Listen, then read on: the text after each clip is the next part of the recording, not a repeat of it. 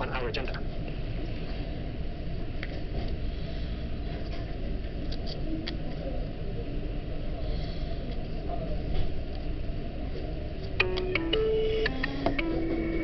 Hello, welcome back to Steps in Practice, and this is the last step in practice actually of week 1. We are concerned here with an inductive proof, and we are asked in exercise 1 to prove the following proposition depending on n. The sum of the integers from 1 to n equals n times n plus 1 over 2 for every natural n greater or equal than 1.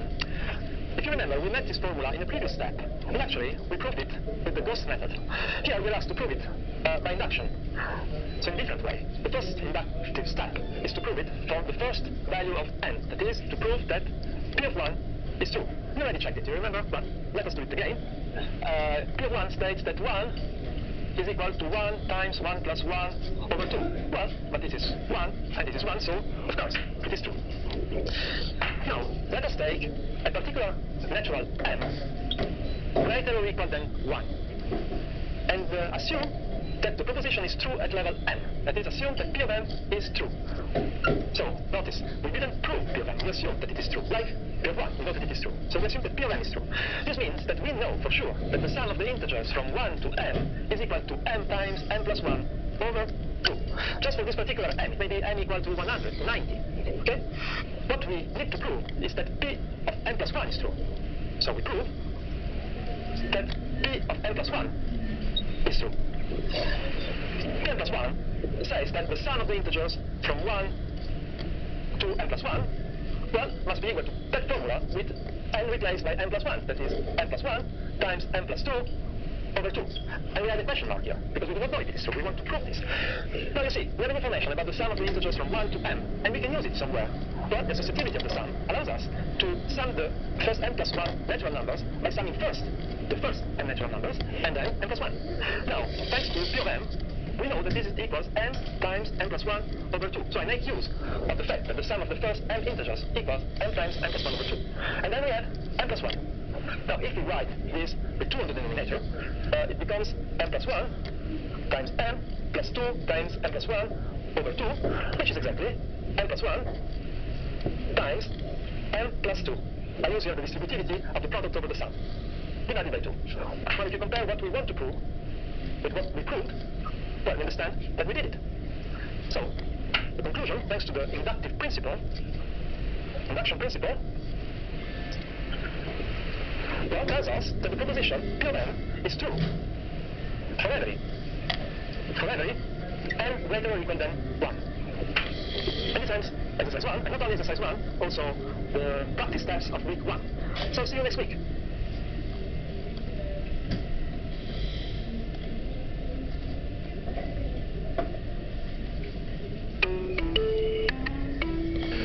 Functions are a fundamental part of mathematics. They provide connections from numbers to numbers. We're going to discuss them in some detail. We're going to talk about functions that send the real numbers to the real numbers. What's a function? It's nothing but a rule. We could call the function f. F is a rule that takes a given number that we call the argument and assigns to it another number that we call the value of the function. Consider this example. F is the function which, when given a number, doubles it and adds 1. So for example, f will assign the value 7 to the argument 3, because doubling 3 gives you 6 and adding 1 gives you 7. We can express the rule behind the function symbolically as follows. F of x equals 2x plus 1. Now, it's important to realize that in such an expression, the x is just a placeholder. It's what we call a dummy variable. There is no x. There is no spoon. I could equally have called the argument u in this defining expression. I could have said f of u equals 2u plus 1, or f of whatever equals twice whatever plus 1. But it's handy to have such an expression because you can then replace the dummy variable by a specific value like 9 and work out the value that corresponds to 9, namely 19. More notation. When we write this kind of expression, we often read it as saying the function f maps x to 2x plus 1. The word maps here is just another way of saying sends to. So here's our function. And now here's another function that I call g. G will take a number and square it. So g of 3 is 9, for example. If we have some functions, we can create new ones with certain arithmetic operations. For example, we can take the sum or the product of two functions. The sum of f and g is the function that assigns to x the sum of the two values fx and gx. In our specific example here, we would get this answer for the defining formula. Similarly, the product multiplies the two function values. When you work that out, you get the defining expression for fg. The composition of two functions means that you're going to apply the functions in turn. For example, f composed with g means that first you apply g to x, and then you apply f to the answer, g of x. In our example, this would give us the following result, 2x squared plus 1.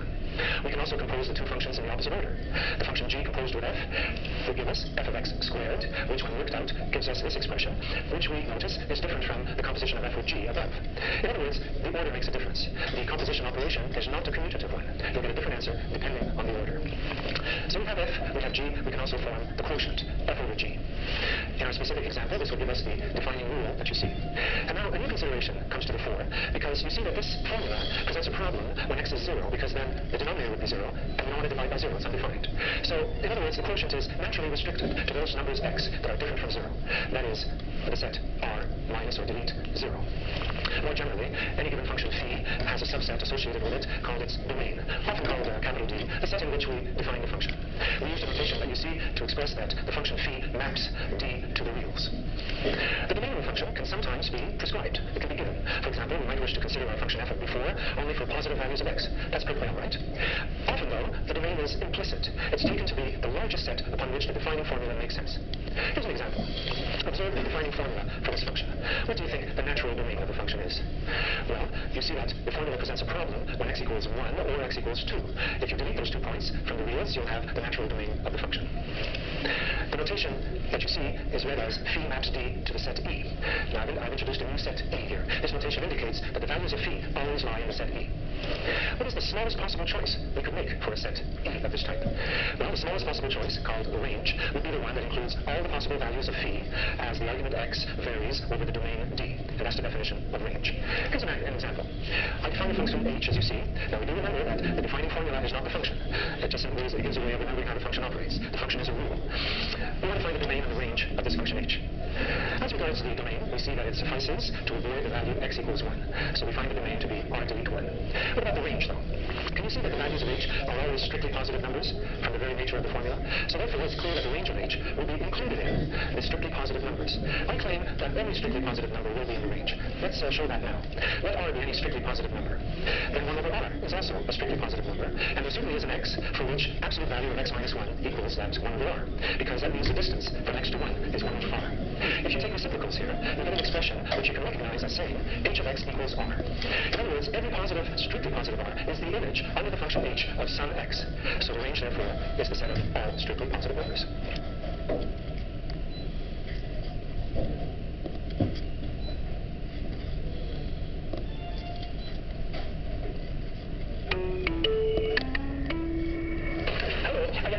Nice to meet you in this Futurelearn course. We're going to do steps in practice of week 2. Let us start with the first exercise of the function concept in practice step. We have to compute the domain and the range of this function. Let us start to compute the domain. What means to compute the domain of the function? I am asking myself which is the biggest subset of real numbers where this function is well defined. It's clear that here we have a problem with this denominator.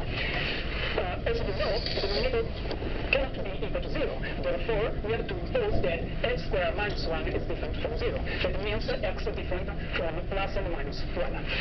For all the other real numbers, this function is well defined. Therefore, the domain of f is equal to the set of real numbers minus plus and minus 1. And now, let us consider the range of our function. What it means to compute the range of a function? Okay, given y in R, any real number, I am asking myself if it is possible to reach y for the function f. That means, given y, it's possible to find x in R such that y is equal to f over x.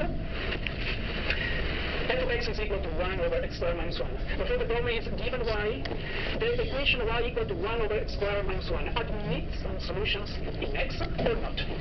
Okay. X has to belong to the domain of f. Therefore, x is different from plus and minus 1. Then this equation is equivalent to the equation x squared minus 1 times y equals 1 that we can get from this one just multiplying on both sides by x squared minus 1. And now I need to realize, for example, that if y is equal to 0, this equation has no solutions. No solutions.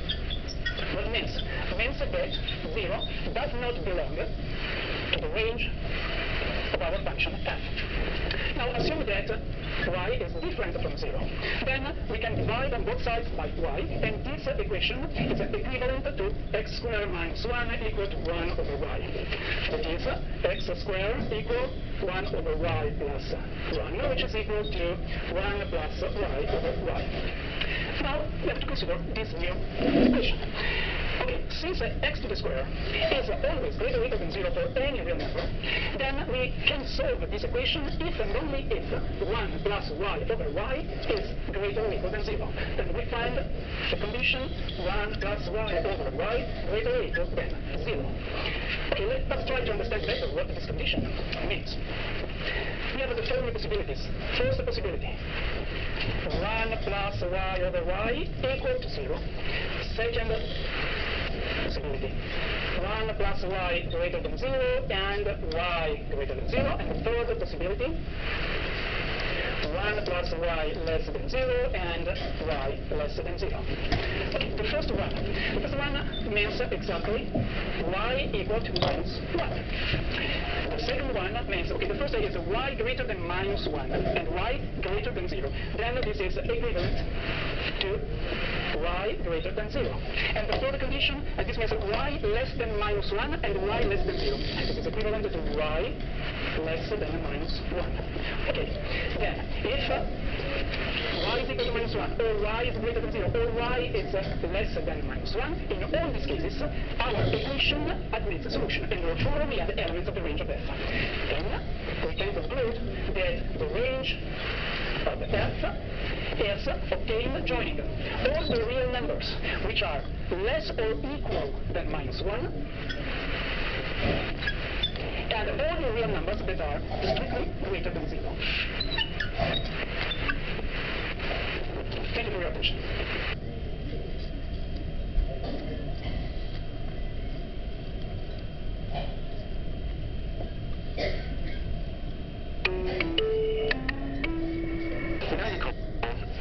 Useful construct called the Cartesian or coordinate plane.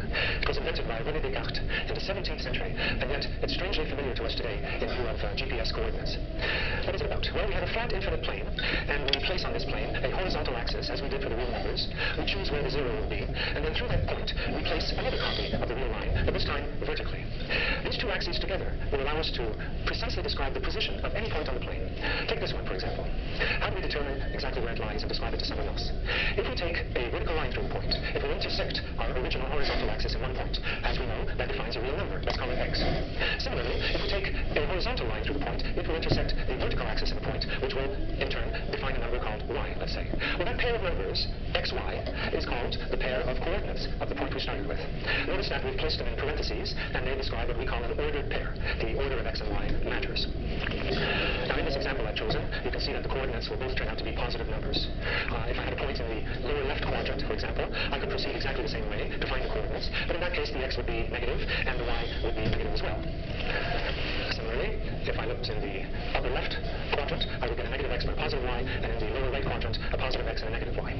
The usual terminology for these four quadrants is in this order: first, second, third, and fourth. The point at the intersection of my two axes is called the origin. Its coordinates are obviously 0, 0.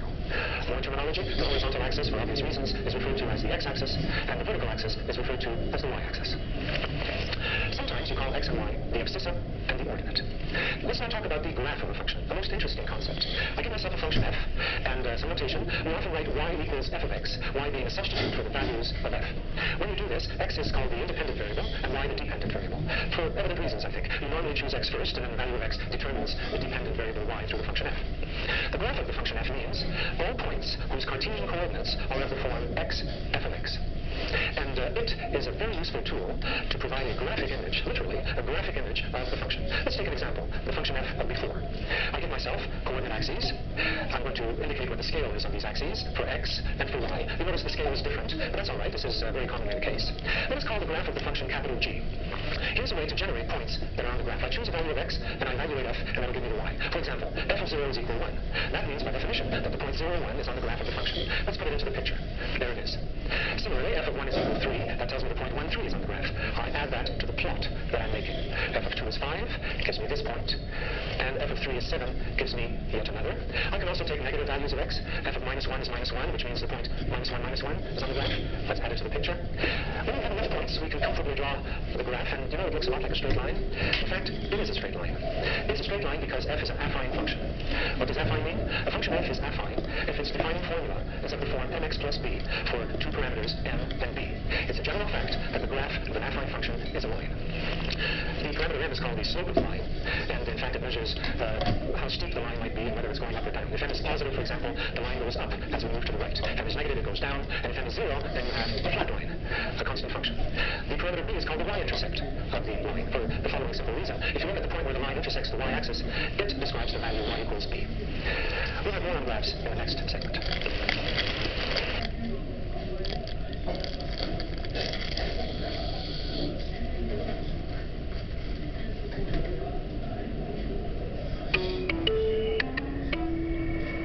Let's now discuss monotonicity properties of functions. The word monotonicity refers to increase or decrease. A function is called increasing if it satisfies this condition. Roughly speaking, if the argument is bigger, then the value of the function is bigger. It's called strictly increasing if the inequality is strict.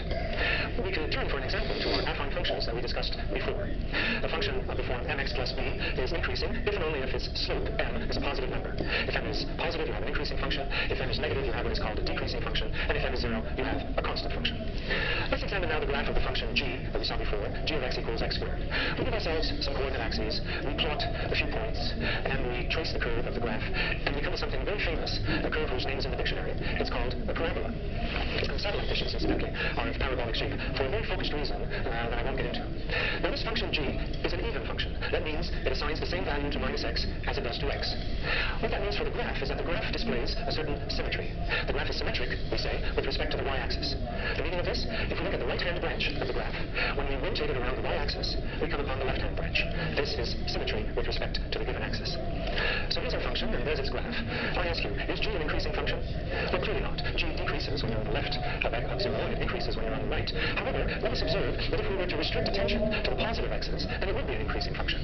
So we could restrict attention to r plus, as it's called. Standard notation, r plus means the positive numbers in r, the interval 0 and infinity. More generally, we have the following proposition.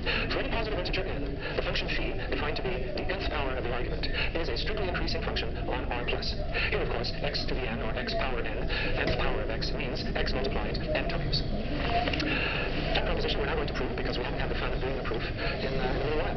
Here's the proof. It's my induction. We're going to first prove it for n equals 1. We're going to prove that the function x matched to x is strictly increasing on r plus. That amounts to checking that x less than y implies x less than y. Well, that's pretty evidently the case, so the case n equals 1 has been disposed of. Next, and finally, we have to prove that whenever x to the power n is strictly increasing on r plus, the same is true of the next power, n plus 1. Well, take two numbers, x less than y, positive, we must show this inequality. That inequality is certainly true if x is 0, so let's assume x is strictly positive. Now we apply the induction hypothesis, the truth for n. So we have x n less than y n. If we take that strict inequality and multiply it by the strictly positive number x, we obtain this, which I'm going to save for later use. Similarly, if you take the same inequality but now multiply it by y to the n, you get this inequality. Now let's combine the two inequalities we've obtained in a string of relationships. And you can see that we have the first, and we have the second. And if you now look at just the extremities of these relations, you see that we have proved that x power n plus 1 is less than y power n plus 1, which is exactly what was required to prove. So that's the end of the proof. They used to say QED at this point. Now they put this symbol, so perhaps we should say box or end of proof.